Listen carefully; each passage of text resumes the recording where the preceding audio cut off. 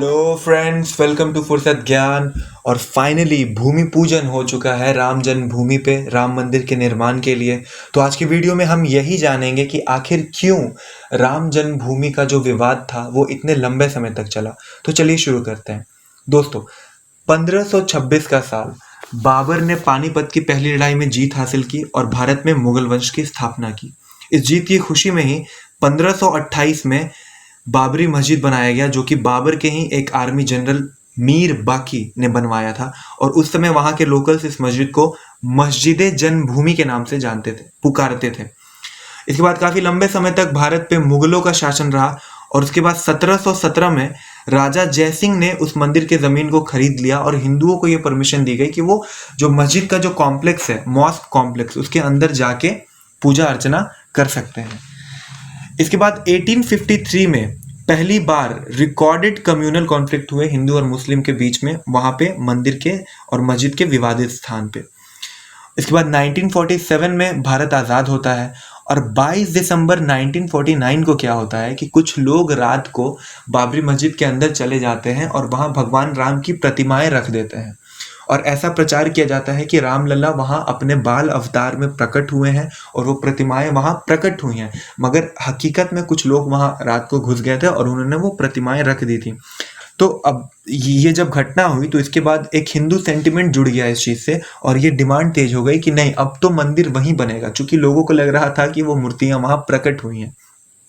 तो 1949 में फैजाबाद कोर्ट में ये केस रजिस्टर्ड किया जाता है और जब ये कोर्ट में केस रजिस्टर्ड होता है तो कोर्ट ने मॉस्क पे ताला लगा दिया कि और बोला कि जब तक कि डिसीजन नहीं आता किसी का हक नहीं है, ना हिंदू पार्टी का ना ही मुस्लिम पार्टी का, और स्टेटस क्वो मेंटेन रहेगा।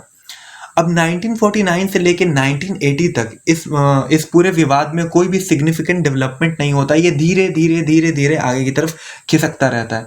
लेकिन 1980s में विश्व हिंदू परिषद ने काफी जोर शोर से मंदिर के डिमांड को आगे रखना शुरू किया। और दोस्तों 1984 में विश्व हिंदू परिषद के द्वारा ही एक धर्म संसद का आयोजन किया जाता है, जिसमें कि काफी बढ़ चढ़ के मंदिर बनाने की मांग को आगे रखा जाता है। और हम सभी जानते हैं कि 1984 में जो इलेक्शंस हुए उसमें बीजेपी को सिर्फ 2 सीटें मिली थी 1984 के इलेक्शंस में। और इसके बाद क्या हुआ कि बीजेपी, आरएसएस और विश्व हिंदू परिषद ये तीनों एक साथ आए और इस कैंपेन को काफी बड़े पैमाने पे ले गए। ये मंदिर बनाने की डिमांड को ये काफी पब्लिक को अवेयर कराया गया और ये मुद्दा अब एक पॉलिटिकल मुद्दा बन गया। ठीक है, अब 1984 के ठीक 5 साल बाद जब इलेक्शंस हुए 1989 में, तो बीजेपी को भारी गेन हुआ दोस्तों। मतलब 1984 में बीजेपी को सिर्फ 2 सीटें मिली थी, मगर राम जन्मभूमि के मुद्दे को इस प्रकार से उठाने के बाद बीजेपी को फायदा हुआ और 1989 के इलेक्शंस में बीजेपी को 85 सीटें मिली। जी हाँ, 85 सीटें मिली। अब इसके बाद क्या, अब बीजेपी का आत्मविश्वास काफी भरपूर, चूंकि इसने 2 सीट से सीधे 85 सीट हासिल की। अब 1990 में क्या हुआ, 1990 लाल कृष्ण आडवाणी, जो कि बीजेपी के काफी सीनियर लीडर थे उस वक्त, उन्होंने एक रथ यात्रा शुरू की गुजरात के सोमनाथ मंदिर से। और ये रथ यात्रा लगभग 10,000 किलोमीटर की दूरी तय करके अयोध्या आने वाली थी, उत्तर प्रदेश के अयोध्या। बट अनफॉर्चुनेटली हुआ क्या कि ये रथ यात्रा जहां से गुजर रही थी उन शहरों में दंगे होने लगे। अब इसके हो सकते हैं कि कुछ पॉलिटिकल लिंक्स हों, बट उनपे कुछ स्पष्टीकरण कभी आया नहीं। तो अब वो जो दंगे होने लगे वो एक काफी अनफॉर्चुनेट इंसिडेंट है हमारे हिस्ट्री का।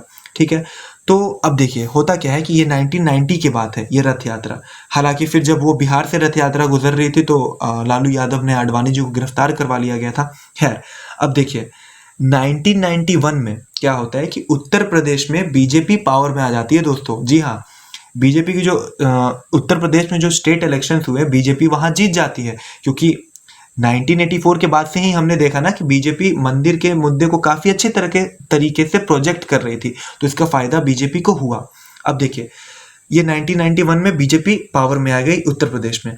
अब 6 दिसंबर 1992, 6 दिसंबर 1992, काफी भारी संख्या में लोग इकट्ठा हुए। कर सेवक, उन्हें कहा जाता था कर सेवक, जो मंदिर में सेवा करने के भाव से आते थे उन्हें कर सेवक कहा जाता था। तो कर सेवक की एक बहुत बड़ी भीड़ इकट्ठा हुई और वो बाबरी मस्जिद की तरफ बढ़ने लगी। और अंततः हुआ ये कि वो भीड़ जो है वो मस्जिद के ऊपर चढ़ गई और उस मस्जिद को पूरी तरीके से ढा दिया गया। और जैसे ही ये हुआ उसी दिन उत्तर प्रदेश के चीफ मिनिस्टर कल्याण सिंह ने रिजाइन दिया।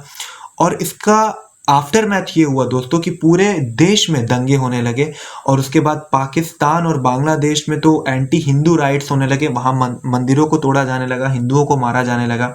फिर ये भी कहा जाता है कि 1993 के जो मुंबई सीरियल बॉम्ब ब्लास्ट हुए थे वो बाबरी मस्जिद के ही बदले लेने के लिए हुए थे। खैर अब आगे बढ़ते हैं। अब देखिए 2003 में आर्कियोलॉजिकल सर्वे ऑफ इंडिया को कहा गया कि आप वहाँ पे खुदाई कीजिए और इस बात को सुनिश्चित कीजिए कि क्या वहाँ मंदिर को तोड़ के मस्जिद बनाया गया है या नहीं। तो आर्कियोलॉजिकल सर्वे ऑफ इंडिया वहाँ खुदाई स्टार्ट कर देती है। और अब देखिए 30 सितंबर 2010 को इलाहाबाद हाईकोर्ट अपना फैसला सुनाती है, जिसमें कि उसने जो विवादित ज़मीन थी 2.77 एकड़ जो विवादित जमीन थी उसे इक्वली डिवाइड कर दिया सुन्नी वक्फ बोर्ड, निर्मोही अखाड़ा और रामलला ग्रुप में। लेकिन अब चूंकि ये फैसला भी सुनने में भी बहुत अजीब लग रहा है तो तीनों पार्टी में से कोई भी खुश नहीं थे और ये फाइनली सुप्रीम कोर्ट में अपील किया गया। अब देखिए अब इसके बाद काफ़ी कोशिशें की गई कि इस मुद्दे को बातचीत से सुलझा लिया जाए। बहुत सारी कमिटीज़ बनी जिन्हें कि ये काम सौंपा गया कि आप सुन्नी वक्फ बोर्ड और निर्मोही अखाड़ा रामलला ग्रुप के बीच में मध्यस्थता कीजिए, लेकिन उसका कोई फ़ायदा नहीं हुआ और ये मुद्दा कभी बातचीत से सॉल्व नहीं हो पाया। अब देखिए तो फाइनली 9 नवंबर 2019 को सुप्रीम कोर्ट ने अपना वर्डिक्ट दिया है। अब देखिए अब इस वर्डिक्ट में आर्कियोलॉजिकल सर्वे ऑफ इंडिया की एक रिपोर्ट काफ़ी महत्वपूर्ण रही दोस्तों, जिसमें कि जब उसने खुदाई किया था तो उसने वहाँ पाया कि खुदाई में उसे कुछ पिलर्स मिले हैं जिसपे हिंदू आकृतियां बनी हुई थी। तो चूंकि इस्लाम में आकृति नहीं बनाई जाती है तो उन्होंने कहा कि हाँ हो सकता है कि यहाँ मस्जिद के पहले यहाँ कोई मंदिर होगा। तो जब 2019 में सुप्रीम कोर्ट ने अपना जजमेंट दिया तो काफ़ी इस एएसआई के इस रिपोर्ट को ध्यान में रखते हुए दिया था। अब देखिए क्या जजमेंट दिया उन्होंने, हम ये भी ध्यान से देख लेते हैं। 9 नवंबर 2019 को दोस्तों ऐतिहासिक फैसला आया भारतवर्ष के इतिहास का, और जो विवादित जमीन थी ना उसका ओनरशिप गया रामलला विराजमान को। जी हाँ, भगवान राम को एक पार्टी बनाया गया है इसमें, बहुत ही इंटरेस्टिंग बात है। तो उसका टाइटल ऑफ ओनरशिप गया रामलला विराजमान को। और ये 5-0 से ये वर्डिक्ट आया दोस्तों। 5 जजों की बेंच थी जिसमें कि कौन कौन थे उस समय के हमारे चीफ जस्टिस रंजन गोगोई साहब, डीवाई चंद्रचूड़ साहब, अशोक चंद साहब, हमारे अभी के चीफ जस्टिस एस.ए. बोडबे साहब, अब्दुल नज़ीर साहब, ये पांचों जजों की बेंच ने ये फैसला दिए थे और 5-0 से ये फैसला दिया था। तो वो विवादित जमीन जो था वो रामलला विराजमान को गया और शिया वक्फ बोर्ड को इसके एवज में 5 एकड़ जमीन देने की बात सुप्रीम कोर्ट ने कही, जो कि उत्तर प्रदेश सरकार देगी। तो फाइनली दोस्तों ये फैसला आया था और ये बहुत खुशी की बात थी कि सुप्रीम कोर्ट के फैसले आने के बाद पूरे देश में कहीं पे भी हमें कोई ऐसी खबर देखने को नहीं मिली जहाँ पे कि हमें हिंसा या झड़प या दंगे फसाद टाइप का कुछ सुनने को मिले। हमारे देश के हर एक कम्युनिटी के हर एक भाई ने इस फैसले को काफ़ी हंसते खेलते मतलब खुशी खुशी अपनाया था। और यही तो दोस्तों हमारे देश की खूबसूरती है, यूनिटी इन डाइवर्सिटी। तो उम्मीद करता हूँ आपको पूरा हिस्ट्री जानने को मिला होगा, कुछ नया समझ में आया होगा। इसी के साथ मिलते हैं अपने अगले वीडियो में, तब तक के लिए जय हिंद जय भारत।